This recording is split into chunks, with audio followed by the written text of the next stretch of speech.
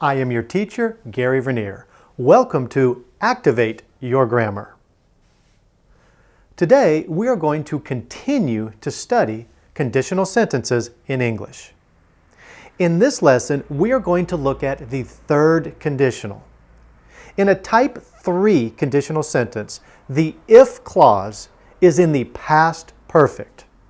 And the main clause is the perfect conditional or the perfect continuous conditional. If this thing had happened, that thing would have happened. You should have learned by now that in all conditional sentences, the order of the clauses is not fixed. You may have to rearrange the pronouns and adjust punctuation when you change the order of the clauses, but the meaning is identical. Here are some examples of type 3 conditional sentences. If it had rained, you would have gotten wet. You would have gotten wet if it had rained. You would have passed your exam if you had worked harder. If you had worked harder, you would have passed your exam. I would have believed you if you hadn't lied to me before. If you hadn't lied to me before, I would have believed you. What is the purpose or the function of a type 3 conditional? Well, the type 3 conditional refers to an impossible condition in the past.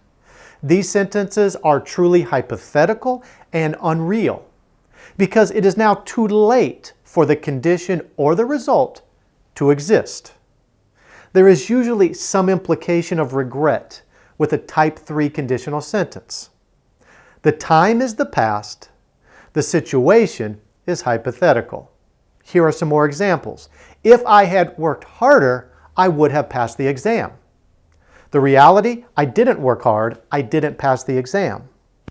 If I had known you were coming, I would have baked a cake. The reality, I didn't know you were coming, so I didn't bake a cake. I would have been happy if you had called me on my birthday. Once again, you didn't call me, and I'm not happy. In type 3 conditional sentences, you can also use modals in the main clause instead of would to express the degree of certainty about the income. Here are some examples. If I had worked harder, I might have passed the exam. Okay, now you understand how to form the third conditional in English. So I will see you back here again for the next lesson.